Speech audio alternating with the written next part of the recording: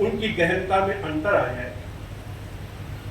ऐसी चीजें जब हम कंसेप्ट पे बात करते हैं तो पर्यावरण बदला बदला सा लगता है और कहते हैं कि पहले के नेचुरल एनवायरनमेंट को हमने कैसे खत्म किया।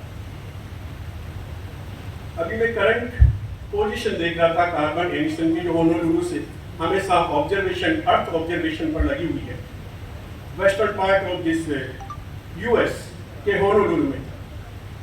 When I was there during 2004 as a visiting professor Pennsylvania university, हम स्टूडेंट्स को ले जा रहे थे, तो जब अपलेशन क्रॉस कर रहे थे तो कुछ स्टूडेंट्स रुक गए, अलग अलग ट्रेनिंग सेट्स थे, और वो they wanted to see the magnetism that exist in that particular rock. उस चट्टान के टुकड़े में चुंबकत्व कितना है, उस पर वो स्टडी कर रहे थे, उसकी वो जांच कर रहे थे। तब लगा कि हम सीरियसली हमारे पास जो नेचुरल एनवायरनमेंट है, जो जियो हेरिटेज है, जो प्रकृति द्वारा दी गई धरोहर है, उसको हम कैसे संजो के रखें। सवाल यहाँ आ गया। हमने बड़े शहर बना दिए, बहुत बड़े मेट्रो बन गए, लेकिन हमने डिसेंट्रलाइज कंसेप्ट नहीं रखा, हमने उसको उस तरह से विभाजित नहीं किया, इसलिए एकत्रीकरण हुआ और आज हम उसका परिणाम भुगत रहे हैं। मैं दूसरे पार्ट में जाऊंगा कंसेप्ट के साथ, स्टेजेज। नेचुरल एनवायरनमेंट का रिश्ता मानव के साथ जब से जन्म लिया तब से है। चाहे आप सभ्यताओं की स्टेज को देखें, मेसोपोटामिया में देखें, इरेच और उर सबसे पहले नगर थे, बेबीलोन फिर बना, फिर 2500 बीसी में हम इंडस में आ गए, जो 3000 मेसोपोटामिया में। देखिए, नेचुरल एनवायरनमेंट के साथ ह्यूमन सिविलाइजेशन चला, नदियों के किनारे जहां जल उपलब्ध था वहां था। उसके बाद में हम इंडस वैली में आ गए, सिंधु घाटी सभ्यता में, हड़प्पा, मोहनजोदड़ो, और ये आयरन भी उसी का अवशेष है, जो यहाँ आप पे जाएं तो आर्कियोलॉजिकल अवशेष में देखिए। फिर उसके साथ में आगे चले तो अमेरिका में सबसे पहला नगर बना, मेसो अमेरिका में टिकट, और नाइल रिवर के ऊपर बना थेब्स। नगरों का उद्भव नदियों के सहारे।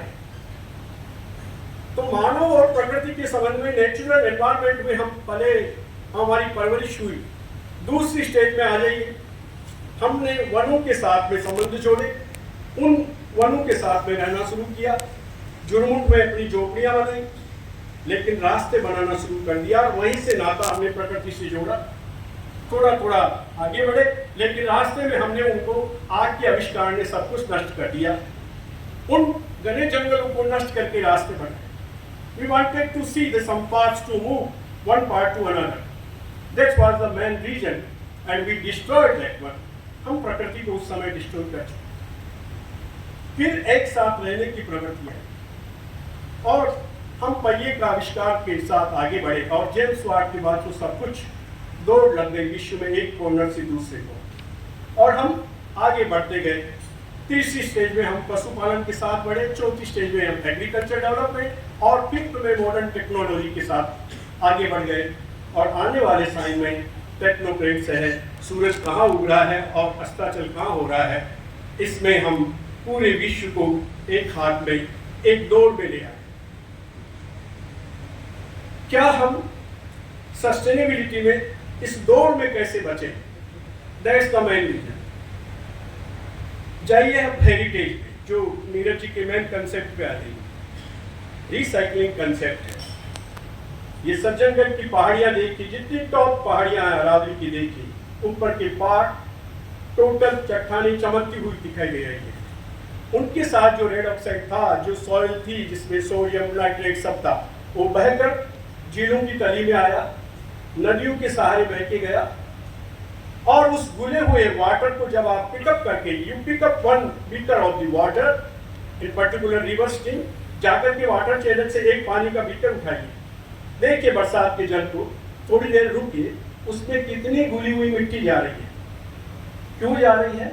क्यों कि ऊपर जो सरफेशियल था, उसकी ग्रास को हमने खत्म किया, उसकी वेजिटेशन को हमने खत्म किया, और उसके बाद वो मिट्टी स्वाभाविक रूप से नीचे आ रही, इसलिए वाटर सेव मैनेजमेंट आया।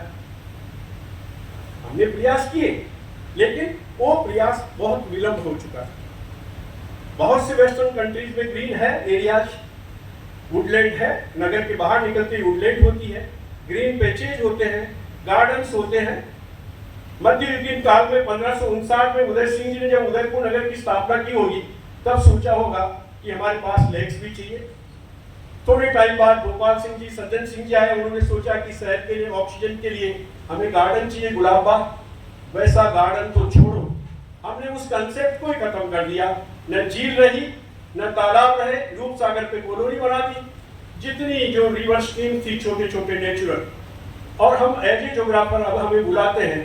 मैंने कहा जब आपने टाइल्स लगाना शुरू कर दिया नदी के पेटे पर, जो अधर स्थल पर पानी चलता है, जो चट्टान पर बहता है, उसको और नदी पर आप उसको पैक कर रहे हो, करिए आप अपने विवेक से, हम आपके सहयोगी नहीं।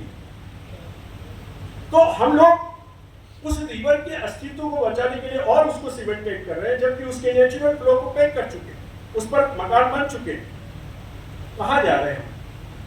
जहां से महाराणा जी ने सोचा था उससे उस उदयपुर को क्या सेफ दे रहे हैं? कोई कॉलोनी में, आसपास की बाहर की कॉलोनी में बड़े गार्डन नहीं। कहाँ गया एनवायरमेंट, और कहाँ गए वुडलैंड, और कहाँ गई green patches? We don't have the concept in our mind how to plan this particular city. Sorry to say, हमारे पास किसी भी नगर के नियोजन के लिए मस्तिष्क में कोई प्लान ही नहीं। क्या डिसेंट्रलाइज पॉलिसी में ली जा सकते? क्या इस पहाड़ी से बाहर नगर को नहीं बसा सकते थे? छोटी छोटी कॉलोनियां पैचेजेज में बस सकती थी, हमने उसको नहीं किया। हमें कंटिन्यूशन में डेवलपमेंट चाहिए। यही कारण है कि हम रिसाइकलिंग कंसेप्ट को भी समझें। नदियों की अधर तली के अंदर जो अवसाद जमा हो रहे हैं उसको समझना पड़ेगा। आने वाले समय में सस्टेनेबल डेवलपमेंट की जब बात करेंगे तो हमें इस सारे सब ग्रीन जो एनवायरनमेंट दिखाई दे रहा है थोड़ा बहुत, इसको बचाना बहुत जरूरी है। आने वाली जेनरेशन को हमें हेरिटेज में जाना पड़ेगा, हमें समझना पड़ेगा कि तालाब क्या है, कुआं क्या है, बावड़ी क्या है। जिस छोटे से विलेज को, जिस ट्राइबल एरिया को हम पिछड़ा हुआ कह रहे हैं, वो सबसे आगे है। जो ही आप उदयपुर छोड़ के झाड़ोल की तरफ जाओगे, कोटड़ा की तरफ जाओगे, जब सोम का घाटा चढ़ोगे, जब कमलनाथ देखोगे, जरगा जी में जब पहाड़ियां देखोगे, उन्होंने तो बचाया है। जो ही उदयपुर के पास आओगे टेम्परेचर 1-2 डिग्री बढ़ा हुआ मिलेगा, और इसलिए मिलेगा कि यहाँ तो ग्रीन पैचेज है ही। जिनको पिछड़ा हुआ कह रहे हैं वो पहाड़ी के टॉप के ऊपर अपनी झोपड़ी बना रहे हैं और ढाल के ऊपर खेत बना रहे हैं। हम ढाल के ऊपर जो उपजाऊ मिट्टी है उसमें अपने मकान बना रहे हैं। बस यही अंतर है। This is the basic difference between the tribals and the developed generation. जो लोग शहरों में रह रहे हैं उनमें ये कंसेप्ट। तो हम जो ग्रामीण व्यवस्था है, जो वो कहते हैं कि माता जी का उपवन है उसको बचा के रखो, वो पेड़ नहीं काटने देते। वो तालाब है उसको बचाए रखते हैं नहीं। यहाँ हमारे पशु जो है पानी पीने के लिए तालाब भी है, नहाने के लिए है। थोड़ा रिसाइकलिंग सिस्टम के अंदर जो आपका अंडरग्राउंड वाटर लेवल है उन्हीं से बने। एक कंसेप्ट था, कुएं के पास में एक छोटा सा पॉन्ड होता। मैं भी गाँव का हूँ। हर कुएं के पास में पॉन्ड होता था। जो चरागाह है, खेत है, उसके पास चरागाह है, चरागाह के बीच में पॉन्ड है। उसी से वो कुएं में पानी का, जिसे आप सेजा कहते हैं, वो अंडरग्राउंड वाटर उसी से चलता था। वो भी खत्म हो गए। तो कुछ मिस्टेक्स हुई है। हमें इस जेनरेशन को ये समझाना है कि जो व्यवस्था है उसको, हेरिटेज को कैसे आगे बढ़े। जो प्राकृतिक तत्व जो विद्यमान है उसको आप रीडेवलप नहीं कर सकते। We have to sustain that one. जो जियो हेरिटेज है उसको बचाना है, और यही बचा करके हमें आगे की जेनरेशन को एक सस्टेनेबल डेवलपमेंट का रिसाइकलिंग कंसेप्ट में जाना होगा, तभी ये संभव हो पाएगा। आपने मुझे बुलाया, खासतौर से ऑर्गेनाइजर्स ने। यहाँ आने के बाद पता चला कि कुछ बोलना है, तो जो जैसा भी था सिस्टमेटिक करने की कोशिश की।